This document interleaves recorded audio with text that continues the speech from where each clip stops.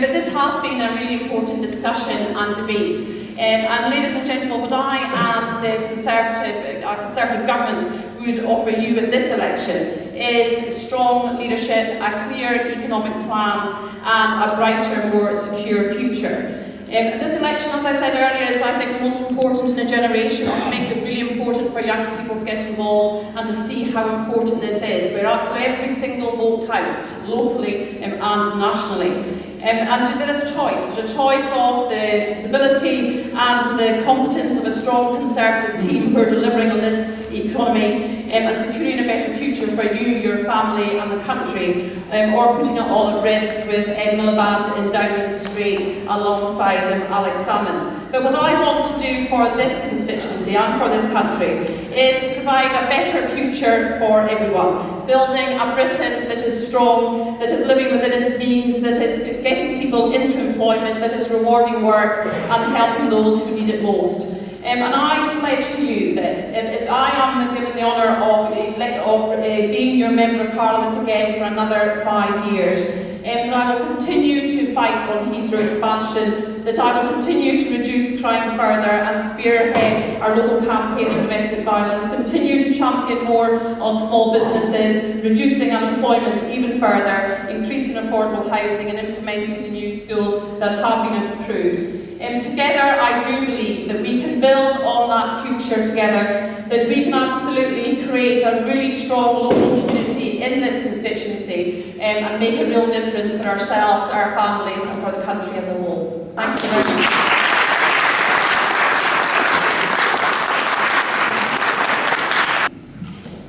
Thanks. What you've heard tonight and what you will hear no doubt as the election campaign progresses is this is a two-horse race. It's a race between Conservatives and the Labour Party. Well, what I say, that just simply is not the case. It may have been in the last election, but this is the most exciting election, at least in my lifetime, where we have right of the minor parties such as the Greens and UKIP that are really shaking things up. They say it's between one or the other. Well, what's going to happen on May the 7th? It is unlikely that any one party will get into power with enough seats. So there will be again a coalition government. And I hope there will be a coalition government with many UKIP MPs in there standing up for the things that generally everyday people want. They want to take control back of our sovereignty. We want to leave the European Union. We want to stand up to the establishment and have a proper and a fair voting system, which means every vote counts. This election is the closest we've ever had to every vote count. So what I do is urge you to take note of what UKIP says and the various projects we have, both on immigration, on housing, on schools, and to application vote for me. Thank you. The Green Party is now the third largest party in this country. We have more members than UKIP, and we have more members than the Liberal Democrats. You don't hear much about us in the media for whatever reason, but that we're a party that's really going places.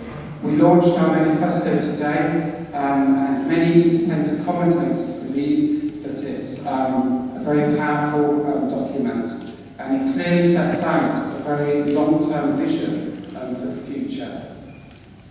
So when it comes to May 7th, and have a chance to vote, you must remember that you do have a choice. It's not just between Labour and Conservative. You are allowed to vote Green. I want to use my installation to first pick up on the points that Mary didn't address. She still hasn't answered the question on whether or not the Tories will put VAT on food and children's clothes. She still won't tell us how the Tories will fund their £8 billion new commitment to the NHS.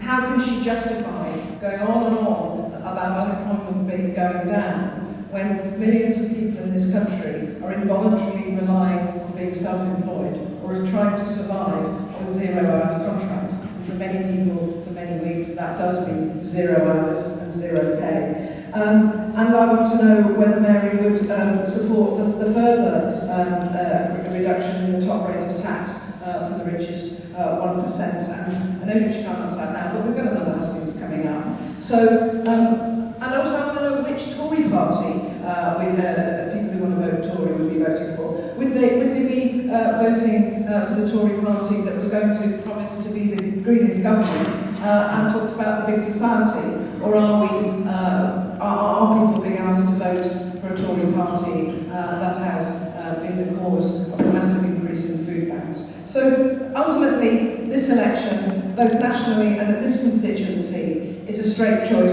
It's about the kind of country we want to be. One where the government serves to benefit the few, or one that serves everyone. If you vote Labour and vote for me, you will get an MP committed to social justice, committed to equality, and one committed to serving everyone. Thank you. We saw the Labour manifesto announced yesterday, and the Conservative manifesto today. Tomorrow, the Democrats will publish their manifesto. There'll be 5 key priorities in their manifesto. First, we'll be dealing with deficit reduction, how that can be done essentially without the kind of ideological cuts to welfare and the basic safety net that we've enjoyed in this country for the past 70 years, the Conservative Party is proposing. Secondly, without the kind of borrowing, reckless borrowing, essentially that we saw in the early part of this century, the fiscal rules of 40% government spending, 40% debt, that is with PFI and the economic situation we faced in 2007 prior to the crisis.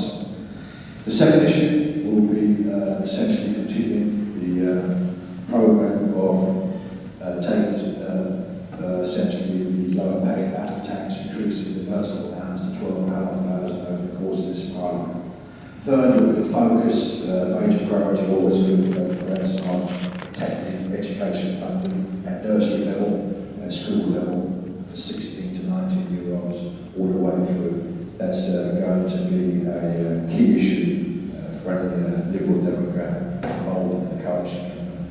The third, essentially, it will be the NHS, with our commitment to providing the 8 billion that the chief of the NHS has spelled out is going to be required by the end of the Parliament. The fifth is our commitment on the environment. We'll be introducing 5 new green laws that we'll announce tomorrow, including the Green Investment Bank. So please vote for Liberal Democrats and allow us to continue to work